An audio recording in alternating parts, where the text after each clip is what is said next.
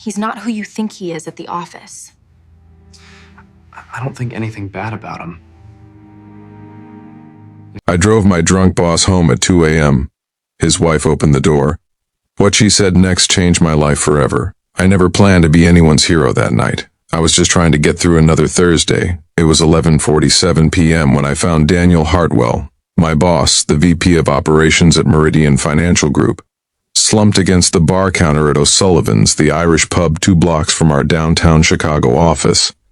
His tie was loosened, his jacket was half off his shoulder, and he was mumbling something into his glass that sounded suspiciously like song lyrics. I almost walked past him. I almost pretended I didn't see him. We weren't close. Daniel was the kind of boss who remembered your quarterly numbers but forgot your birthday. He called me the analyst in meetings even though I'd been working for him for 2 years. My name is Marcus Webb.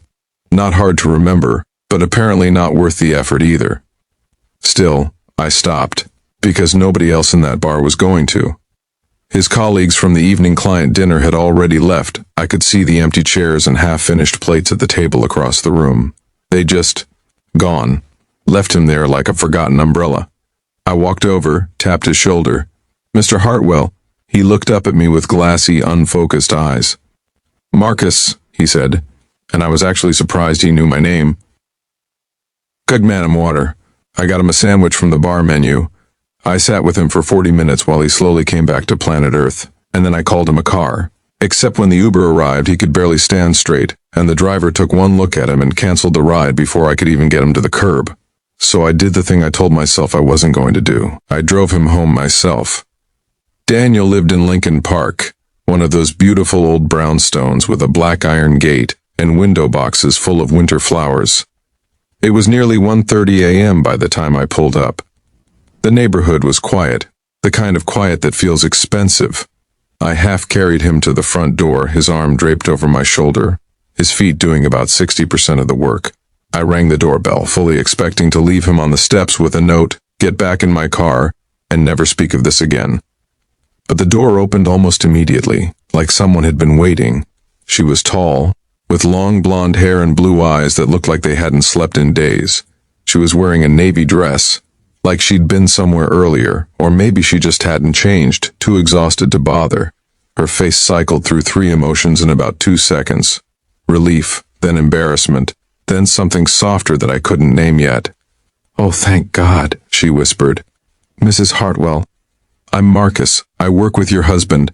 I wanted to make sure he got home safe." I mercifully passed out standing up, leaning against the doorframe. Then she looked at me, and something in her expression shifted in a way I wasn't prepared for. "Come in," she said quietly. "Please." Her name was Claire. She made tea while I got Daniel settled on the couch, which involved a throw pillow negotiation that I lost. She came into the living room carrying 2 mugs and handed one to me without asking if I wanted it, and somehow that felt like the kindest thing anyone had done for me in months.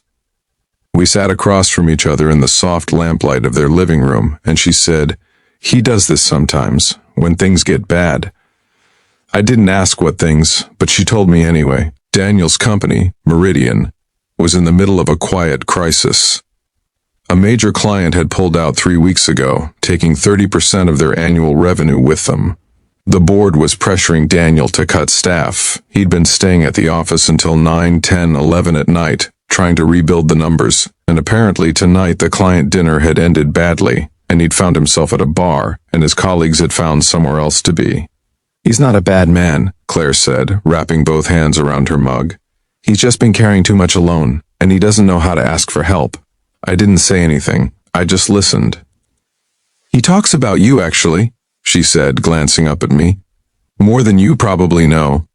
I blinked. "He calls me the analyst in every meeting." She laughed, a real laugh surprised out of her. "That's just how he is. He called our dog the Retriever for 6 months before he started using her actual name." She smiled and it reached her eyes. "He told me last month that you caught an error in the Whitfield account that would have cost the company $2 million. He said, and I'm quoting, 'That kid is the sharpest person in the building and nobody knows it yet.'" I stared at her. "Nobody knows it yet," I repeated slowly. "Including you, apparently," she said. I stayed for another hour, not because I had to, Not because it was appropriate or professional or anything a sensible person would do at 2 a.m. on a Thursday. I stayed because Claire Hartwell looked like a woman who had been holding everything together by herself for a very long time. And sometimes the kindest thing you can do for someone is simply not leave the moment they stop needing you. We talked about small things, her work. She was a former architect who now ran a nonprofit that helped low-income families navigate housing applications. The dog, a golden retriever named Biscuit, who appeared from somewhere around the 2 a.m. mark, and immediately fell asleep on my feet. Daniel's good qualities, of which there were apparently several that did not make it into the office. When I finally stood to leave, Claire walked me to the door. "Marcus," she said, and she said it the way people say a name when they actually mean something by it. "What you did tonight, most people wouldn't have. Most people would have walked past him or called a cab and considered their obligation done. You stayed, you brought him home. You sat here with me at 2 in the morning when you absolutely didn't have to." "It wasn't a big deal," I said. "It was to me," she said simply, "and it will be to him when he's sober enough to understand it." She paused. "There's something I want to tell you. I debated it the whole time we were sitting here whether it was my place to say it." She folded her arms lightly, looking at me with those tired, clear blue eyes. "Daniel has been pushing to promote you for 4 months. The board has been stalling because they want to hire externally for the senior director position. But Daniel has fought for you at every single meeting." I felt the air go out of my chest. "He fights for you," she said. "He's just terrible at showing it." The next morning, I got to the office early. Daniel came in at 9:15, looking like a man who'd had a long conversation with a wall and lost. He walked past my desk, stopped, came back. "Marcus." "Good morning, sir." He stood there for a moment, in that stiff, uncomfortable way that people stand when they're trying to find the right words for something they're not used to saying. "Claire told me what you did. Don't worry about it. I'm not worried about it. I'm grateful for it." He cleared his throat.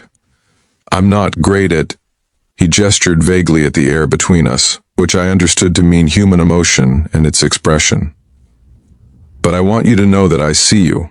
I've always seen you. I know I'm not always the best at making that obvious." I nodded. He held out his hand. I shook it. And that was, in the language of men like Daniel Hartwell, a declaration of something real. 3 weeks later, I was named Senior Director of Strategic Analytics. The official announcement went out on a Tuesday. My desk phone rang within minutes. It was Claire calling from her personal number, which she had apparently texted me the night I drove her husband home, and I had somehow not noticed. "Congratulations," she said warmly. "I heard there was someone in your corner," I said. "There were 2 people in your corner," she corrected me. "And both of them are very glad you didn't walk past that bar on Thursday night." Here's what I've learned about kindness. It doesn't always announce itself. It doesn't always wear a cape or arrive at a convenient hour. Sometimes kindness is a 40-minute sit at a bar counter with someone who doesn't even know your name. Sometimes it's driving someone home at 2 a.m. because nobody else will. Sometimes it's staying for tea when you could just leave. And sometimes, not always, but sometimes, it comes back to you. Not because the universe runs a ledger. Not because good deeds earn rewards like points on a loyalty card. But because when you choose to see someone in their worst moment and treat them with dignity anyway, something shifts. In them. In you. In the invisible thread that connects all of us, whether we acknowledge it or not.